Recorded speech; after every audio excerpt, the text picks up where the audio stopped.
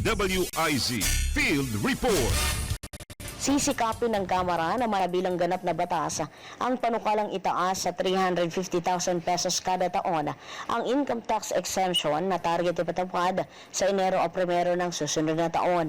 Ayon kay House Committee on Ways and Means Chairman Miro Kimbo, batay sa informal discussions kasama sina House Speaker Faustino D. III at House Majority Leader Sandro Marcos, layunin nilang maaprobahan sa ikatlo at huling pagbasa ang compensation tax measures, maging ang tax exemption sa 13-month day. Ayon kay Kimbo, kung tuloy-tuloy ang pagtalakay sa plenaryo, kumpiyansa siya makakakuha ito ng malawak na suporta mula sa mga mambabatas dahil direkta may kinabang dito ang mga manggagawa.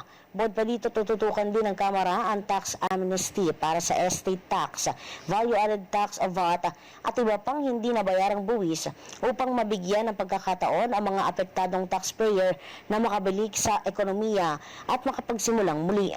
Target namang maaprobahan ang kabuuang tax amnesty bago ang session break sa Oktubre at kakayanin nitong maisakatuparan lalo't ang Kalinga-ak na mas komplikado ay kanilang napagtulungan sa loob lamang ng 5 linggo.